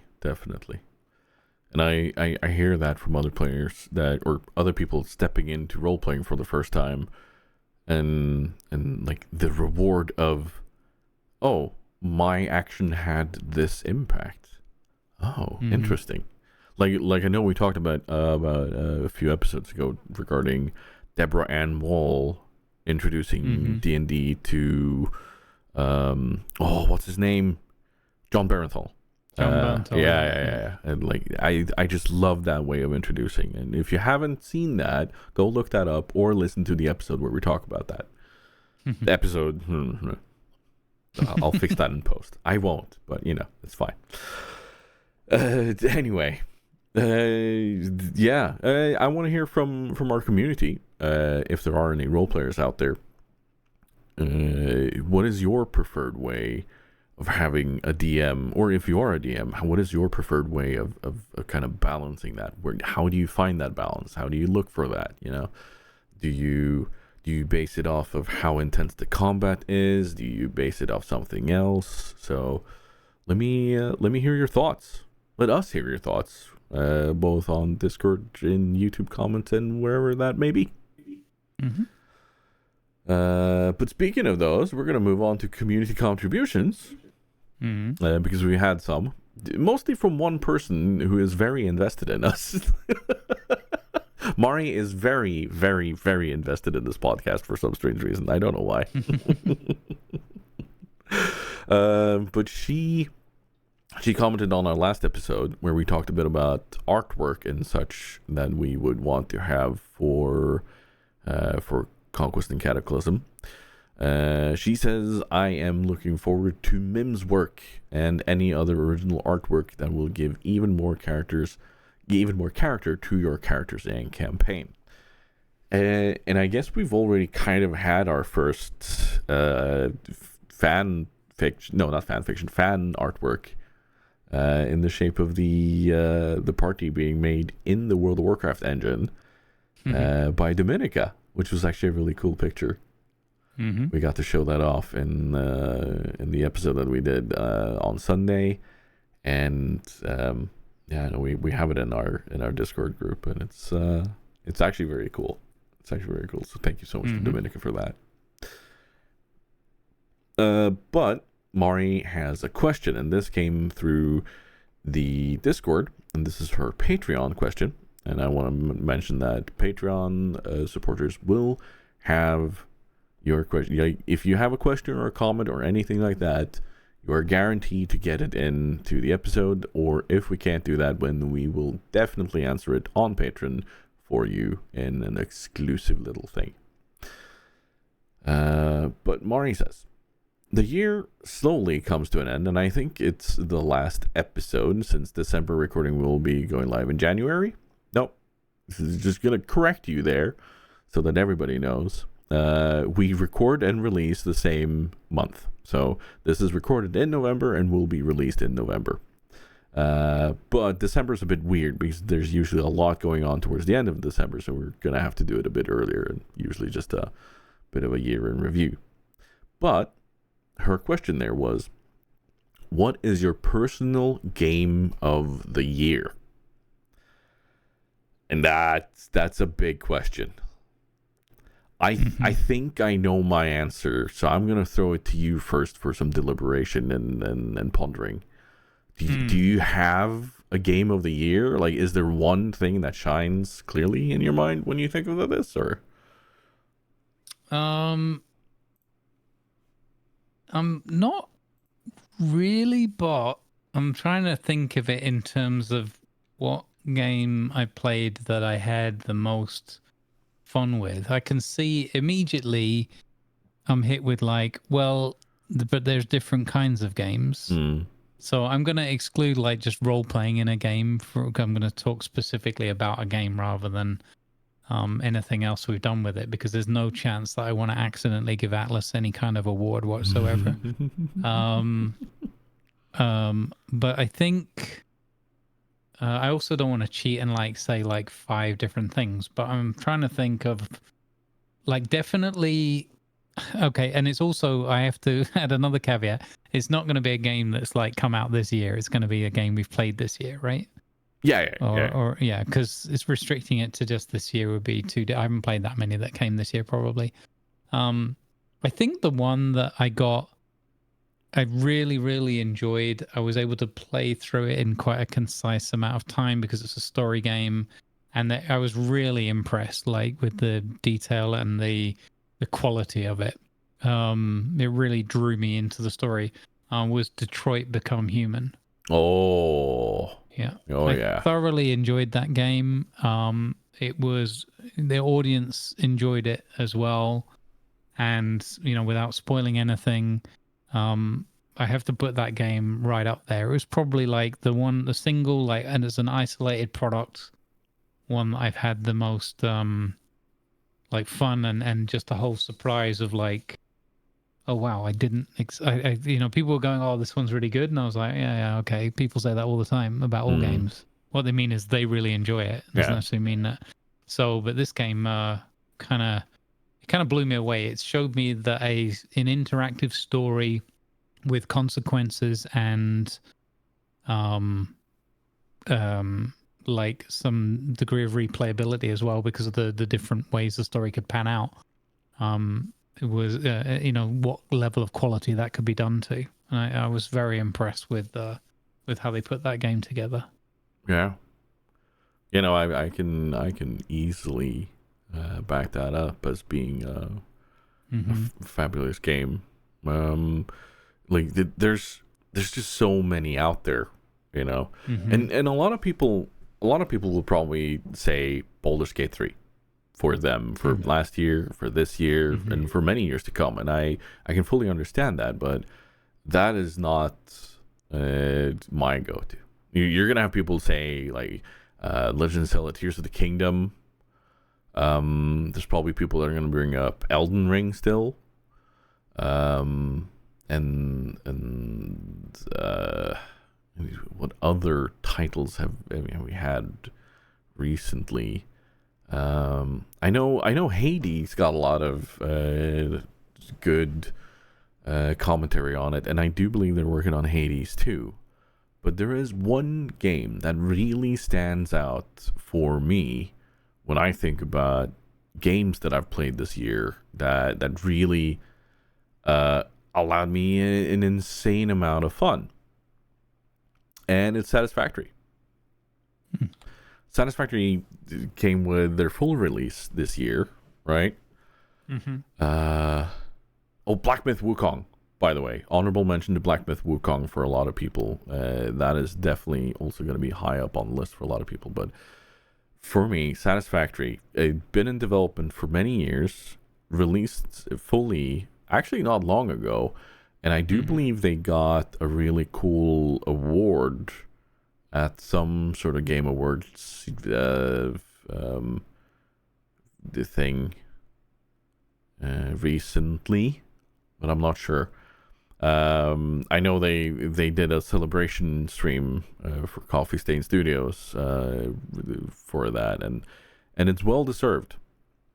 Like, because that game has built up something massive, and even on release they managed to surprise a lot of people with, yes, we're bringing out this, we're bringing out these things, and they're going to continue working on it too. And just the freedom it allows me, and like maybe especially because I have my neurodivergencies, like the ability to be as fluid in it and do whatever I want when I need to, and brain still is happy. That's impressive in a game.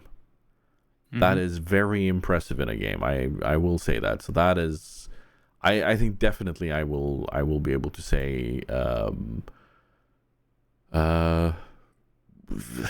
yeah, Satisfactory, 100%. Nice. It's yeah. Well, since you snuck in an honorable mention, Yeah. I will put an honorable mention of my own, and that is Timberborn. Timberborn was one that they just had their update 6 still in early access. Yeah. And it's the first time I'd played it this year, and it is just ridiculous fun. It's way more detailed than it kind of looks like it on the surface. And it's like RimWorld without becoming an alcoholic depressive. And selling someone's guts. Yeah. So no, but like jokes aside, Timberborn is just it's really kind of wholesome. It's really it's got good engagement for viewers as well. With thanks to StatsBloke and a modder I think called Jorg. We've got your names going in the game as well, which is an added bonus as a streamer. But just purely from gameplay, it's it because they added or because they have the ability to work with and manipulate the water flow and the terrain. Even from pretty much the beginning of the game, where you can just build simple dams and things. And that the whole how you handle the water becomes your kind of your lifeline in the game, or your lifeblood. It's just a really, really enjoyable experience because it tickles all those senses and nerves, like the ones in Eco where you're doing terraforming and stuff like that. Not to the same degree, but just in a way that's really fitting and appropriate to what you're trying to achieve with this beaver colony in this kind of post-apocalyptic, post-human world. And it's got some good sort of fun humor to it. It's got great animations and detail. I think that like in terms of number of hours and how much like total enjoyment, because it's a different kind of game, that's right up there. It's jostling for that number one position because it's just a game where you can play it, you totally chill out. You can play it on whatever speed you want, but if you play it on like a nice slow speed and just you can't completely sleep on it because you got to pay attention. As Stats put it, like you make a decision or a move and like you don't know the consequences fully of that until half an hour later, and then you're like, could be nearly too late. And we've had a couple of near wipeout moments in it. But yeah, it's a great viewing experience. It's a great relaxing experience as the player, and it's got I think quite a lot of replayability. With all the different maps, the fact that it's got a very active modding community, including things like maps and challenges and different clans even and stuff like that. Like basically you name it, they've modded it, and there's some sort of active community out there for it. Really, really good game. Like as a wow, this game is really good. It's got like so much to it, and you can just have fun with it every time.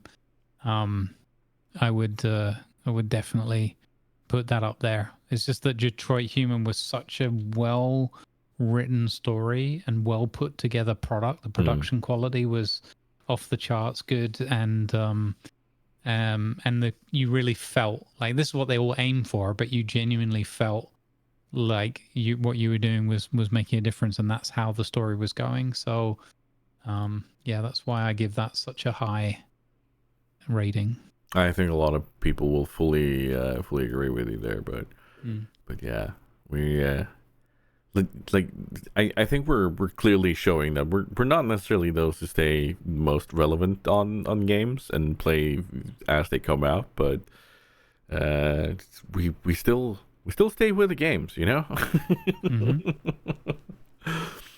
So don't make me whip that dead horse with Baldur's Gate 3.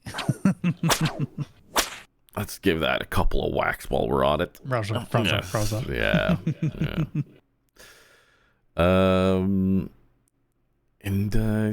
We're gonna sneak on to some little victories here. And again, I want to encourage everyone to leave your little victories either on the YouTube comments or on our Discords. I'm not sure if anyone has tried to reach us anywhere else. But that would be the two places where you can actually reach us. Yeah. Like if you leave a review on Spotify or something, I think you're gonna have to take a screenshot and send us that, or on Apple products or whatever. You know, I think you need to send us the screenshot of it, because I don't get any sort of notification that we've been reviewed or such. So I don't know if anyone's done that. But hey, leave a little victory in the comments or on the Discord, please, because we like to share them. It's actually to such a degree that we were talking about starting to spread the little victories for people that might not be kind of seeing their victories as victories, and we were like, let's spread some positivity. Someone did a good thing. But tell us what you think about that. Maybe we will randomly pick someone and say nice things about them behind their back or in front of their back. I don't know. How does that work? Anyway, we'll do it back to front. Back to front. Fine. There you go. Mari says, I am back in my apartment. It's a lot of work, but I am very happy about it. To give context there, Mari's been out of her apartment for about half a year now because of water damage. Because neighbors upstairs were reckless, for lack of a better term, and had installed some washing machine or was it laundry or something illegally, and just hooked it onto the tap in the kitchen. And then left that, and it started leaking, and it flooded her apartment, and it flooded several other apartments further down. Oh, no. And this was right before the massive amount of rains and floods in general started happening in Germany, and especially around the Bavarian region. So work to have her apartment be restored has been super slow. Yeah. And I think she officially moved back in last week after having been away for 5 months plus. I don't know how she did it. I would have gone bonkers way before.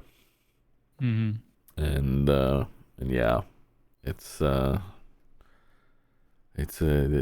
massive kudos to Mari for standing in all of that and doing that. I'm impressed. So I'd say that's more than just a little victory, though. But hey, that's just me. Then again, I'm also biased. I'm not afraid of showing my bias here. we're going to do a short little thank to our patrons, which include Maringana, FionnMacCorvus, MrRoboto, and Tiltedhead. They are all paying members on Patreon. $2 a month or equivalent will guarantee you a question in, and we're going to try to release the podcast early there for our listeners there. And we have some ideas for other exclusives that will be coming up.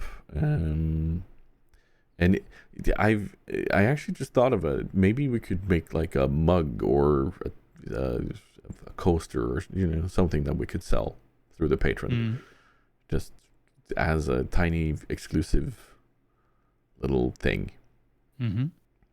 Just keep it simple, like a mug or something, whatever. Yep. It a coffee mug on the side, it says exit to port on one side, and on the other side it says off to a great start. Because you got a cup of coffee in the morning. That is genuinely a good idea. Can we write that down somewhere? But only to paying patrons. Only to paying patrons. Yep. So once we launch that, we'll let people know, and then you can sub to us for 1 month. Please keep it going. It's $2. But yeah, thank you so much to those paying members. You help keep the lights on. And that makes me smile, but we are quickly running over to a completely different part called Something to Smile About, which is our final and last segment of each and every episode, for those who don't know. And this time around, should I start? I'll start. Sure. It's very simple. It's very straightforward. As people know, I'm doing my schoolwork to learn some backend development, and I was working really hard on my REST APIs exam module, and I was super worried because there were a lot of delays and things got in the way. I got sick. There was travels and stuff. And I struggled with motivation, but suddenly it just kind of clicked for me, and I got really high praise for my submission for that, and that came back recently, and that gave me a reason to smile and kind of pat myself on the back and say, you know what, maybe we can solve this in a good way. So yeah, you're allowed to be proud of yourself and smile for your own sake. This goes out to all of you. You too, Grumbles. Yeah. Don't make me. Don't make me. Anyway. You simply put down the word sheeple as your something to smile about, and I'm super curious.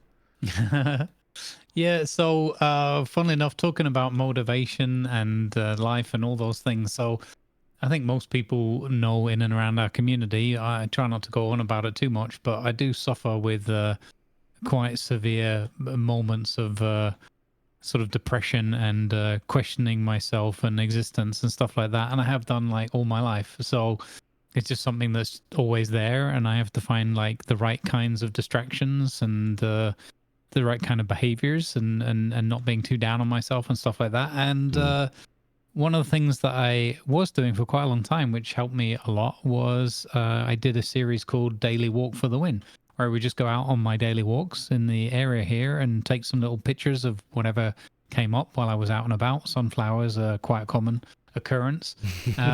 Wheat fields occasionally. Well, no, they were never seen. They were invisible. Yeah, this was, quite popular and a little thing. And then this year in particular, from just before the summer, I went through a series of like knee injuries, heat waves, intestinal problems, just you name it. Somehow I was coming down with it or not feeling, and it really played a lot on my mental health and especially in regards to like routines and like, well, normally I would do this, or let's go out here on a day off, let's get out and about and just get some fresh air and touch the grass and whatever. And like that even in itself sounds quite extreme. It's like, people manage to do that every day and stuff, and I tried, and that's why we had the Daily Walk for the Win. I was doing it regularly, if not every day, but I went through just a really rough patch through the course of this year where I just really struggled. And I had my meeting with my moderators last Saturday, and we were chatting about a number of things. And one of the topics that came up was that, and how sort of I should basically just get up and go and do that again because it was good for me. And they worry about my health and mental health. And darn you for worrying and caring, moderators, and being awesome people. So I was like, I'll tell you what, I promise you on Monday I will go on my walk, and because the keywords were Scharnhorst and Gneisenau. So a while back when I got into this first, I stumbled across a little pen at one of the local farms where they keep a couple of sheep there. Pretty sure a boy and a girl. I haven't checked, but you know. Anyway, Scharnhorst and Gneisenau, I just gave them these nicknames because I'm in Germania and I thought that'd be funny. And people kind of latched onto that and quite liked it. And then during the mob meeting, I think it was Viper was like, well, I'd really like to have an update on how Scharnhorst and Gneisenau are doing. And then that led us into the further conversation. So I was like, okay, I promise to give you an update. And then yesterday I went out and about on a nice walk here, and I made a point of going to where the pen area is, and I saw the pen, and it all kind of looks a little bit like it's clean and roughly and whatever, but it's just all outdoor and open. There's a couple of trees in the yard, and they have like a little trailer thing that they live in, and they were sleeping at night and stuff. But I didn't see any sign of them, and there was somebody cleaning like there's some farm equipment and stuff, and they were like power washing it down and everything. So I was like, I might not be able to get this evidence, but luckily on the way back I managed to I managed to like walk a bit further and look after my knees and that, and then on the way back I kind of went a bit off road and got up to them and managed to get a nice couple of photos with them. Hey. So I was able to post an update yesterday of Scharnhorst and Gneisenau. So and it when you asked like what's my something to smile about, I was like, well, you know, with all the bigger topics of like mental health and all the other things there, the funny thing is Scharnhorst and Gneisenau, I was like super relieved because one of the things as well mentally I was worried because I was like, what if they just don't, like, it's just two sheep. Yeah. So but putting it in perspective, but I was like, what if they're just not there anymore? You know, what if that's not a thing? Yeah. I'll be so super sad. And when I saw them, it was like seeing two old friends. It was like, hey, there you are, guys. And they come running over because they're like, oh, that's that weird Crumbles guy that might feed us or something. So they come sort of running over, and then they just stare at you the way sheep do. Yeah. Sheep and goat, where they just stare at you and with these kind of like blank expressions, and you're like, okay, I think we're friends, or you could be incarnations of evil, but let's go with friends. So yeah, I just had that nice, and that's my something to smile about. It's just not so much focusing on, although those are important aspects of it, and I'm happy to have got out and about again finally. But even just doing it, I was like, yeah, I need to be doing this regularly, and it's good for me.